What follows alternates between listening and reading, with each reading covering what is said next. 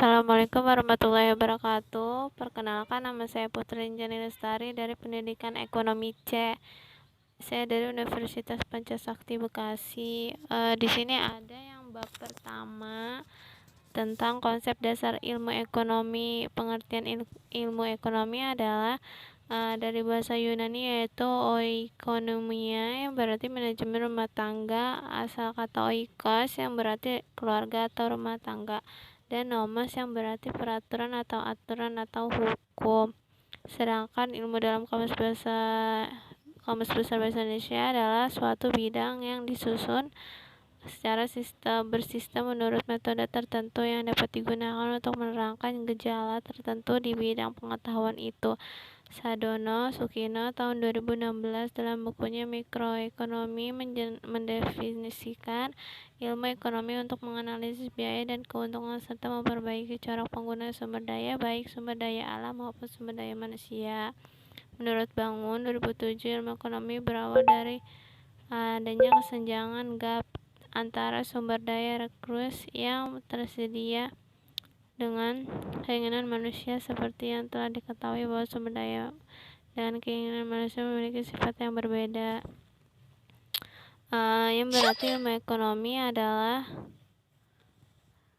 ilmu yang mempelajari cara seseorang dari masyarakat mempunyai keinginan tidak terbatas memilih untuk mengalokasikan sumber daya yang tidak terbatas.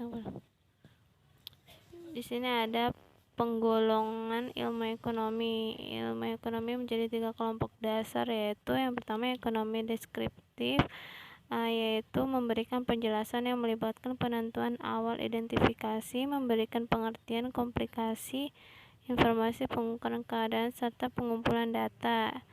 Dan yang ada yang kedua, teori ekonomi. Teori ekonomi merupakan ilmu yang mempelajari secara teoritis dan dari konsep dasar perilaku individu dan masyarakat dalam penentuan alokasi atau sumber daya yang langka dalam upaya memenuhi dan meningkatkan kualitas hidupnya. Teori ekonomi ini dibagi menjadi dua, yaitu ada ekonomi makro dan ekonomi mikro. Ekonomi makro adalah meliputi fenomena ekonomi yang luas seperti tingkat pengangguran, tingkat pertumbuhan ekonomi, inflasi, pendapatan nasional, dan tingkat harga. Dan yang kedua ada ekonomi mikro, adalah bagian ilmu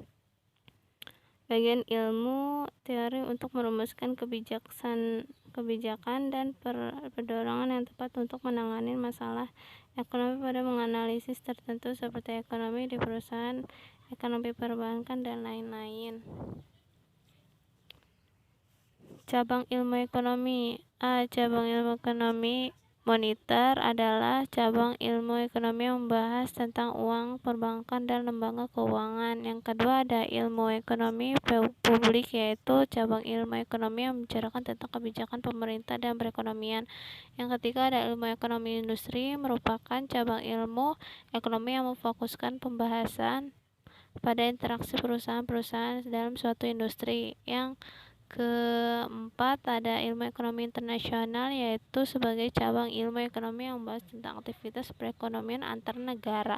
Kegiatan perekonomian ini dapat berupa transaksi perdagangan antar negara, aliran investasi negara, dan neraca pembayaran. Yang kelima ada ilmu ekonomi regional, merupakan cabang ilmu ekonomi yang antara lain membahas tentang interaksi ekonomi antar wilayah dan proses perkembangan suatu wilayah.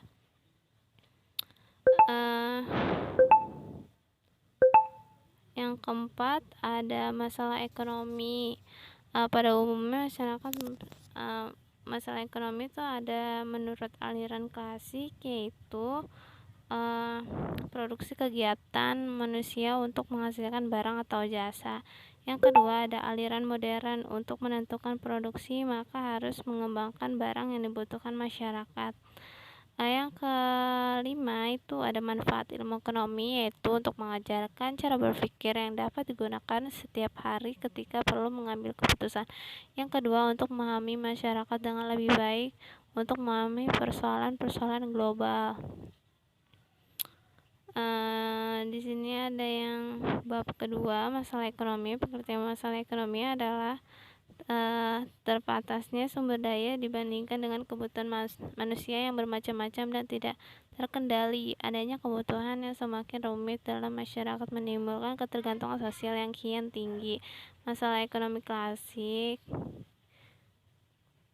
itu masalahnya ada 3, yaitu masalah produksi, masalah distribusi, dan masalah ekonomi. Masalah ekonomi modern, yang pertama barang dan jasa, apa yang diperlukan. Yang kedua, bagaimana cara memproduksi. Yang ketiga, untuk siapa barang itu diproduksi.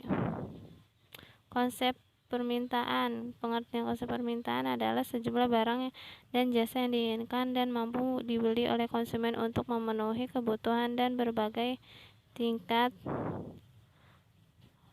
dan waktu tertentu di pasar. Yang kedua ada hukum permintaan. Hukum permintaan adalah hukum yang menjelaskan tentang adanya hubungan yang bersifat negatif antara tingkat harga dan jumlah barang yang diminta. Yang ketiga ada jenis-jenis permintaan. Jenis permintaan berdasarkan daya beli konsumen, yaitu ada permintaan efektif. Permintaan efektif adalah permintaan yang disertai dengan daya beli dan terjadinya transaksi. Ada permintaan potensial, permintaan yang disertai dengan daya beli namun belum terjadi transaksi. Yang ketiga ada absolut, permintaan yang tidak disertai daya beli dengan daya beli. Yang kedua ada permintaan berdasarkan jumlahnya permintaan individu dan permintaan pasar. Faktor-faktor permintaan, ketersediaan barang dan perubahan harga sejenis barang pengganti atau pelengkap. Yang kedua ada jumlah pendapatan masyarakat. Yang ketiga selera konsumen. Yang keempat intensitas kebutuhan konsumen. Konsep penawaran. Pengertian konsep penawaran adalah keseluruhan barang atau jasa yang tersedia di dalam pasar untuk ditawarkan pada tingkat harga tepat waktu tertentu. Yang kedua ada faktor-faktor konsep penawaran, yaitu ada harga barang, jumlah produsen atau penjual. Yang ketiga jumlah dan harga barang substitusi. Yang keempat bencana alam. Yang biaya produksi. Hukum konsep penawaran itu ada komoditas beras. Saat harga beras naik, maka perdagangan akan menjual lebih banyak beras untuk mengejar keuntungan yang tinggi. Keseimbangan pasar. Dalam dunia marketing ada hubungan keseimbangan pasar. Pengertian keseimbangan pasar dalam dunia marketing yang ada hubungan antar penjual dan pembeli sangat erat kaitannya dengan produk atau barang. Seorang seller akan menaruh produksi stok sesuai yang kepada buyer dan buyer akan membeli produk dengan harga yang, maka terjadilah keseimbangan yang terjadi pada pasar dengan beberapa hal tertentu yang mempengaruhi proses dalam membentuk keseimbangan pasar berikut, yaitu penjual menyediakan barang sesuai permintaan. Yang kedua ada stok barang sesuai penawaran pembelian. Yang ketiga keseimbangan permintaan dan tingkat ketersediaan. Fungsi penawaran dan permintaan pada keseimbangan pasar, yaitu fungsi permintaan. Yang kedua ada fungsi penawaran. Fungsi permintaan ditunjukkan yang terjadi hubungan antara harga dan penjual barang yang selalu berbanding terbalik. Terjadi perbandingan pada saat harga barang turun. Yang kedua ada fungsi penawaran, lebih tekan pada hubungan persamaan antara barang dengan jumlah yang tidak ditawarkan oleh produsen. Kesimpulannya, maka dalam menjalankan suatu bisnis diperlukan tingkat pemahaman tentang adanya penawaran dan peningkatan permintaan yang ada. Terjadi proses tawar-menawar dalam dunia pasar dengan tujuan mendapatkan kesepakatan harga tersebut yang akan menciptakan keseimbangan harga sekaligus keseimbangan pasar. Elastisitas penawaran. Pengertian elastisitas penawaran yaitu hubungan kuantitatif antara penawaran suatu komoditas dan harganya. Oleh karena itu, kita dapat menyatakan perubahan angka dalam penawaran dengan perubahan suatu barang yang menggunakan konsep elastisitas. Faktor-faktor elastisitas penawaran. Yang pertama ada sifat industri, yang kedua ada sifat barang, yang ketiga ada waktu. Rumus elastisitas penawaran yaitu EP bisa dilihat sendiri ya teman.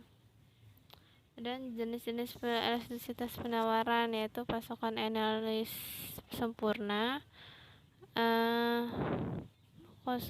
pasokan yang relatif kurang elastis, yang ketiga ada pasokan elastis yang relatif lebih besar, yang keempat elastis kesatuan. Kesimpulannya yaitu faktor besar yang harus Anda perhatikan adalah elastisitas harga untuk segmen pelanggan yang berbeda akan bervariasi. Dengan demikian pemasaran, penetapan harga, dan bunding Anda harus bervariasi.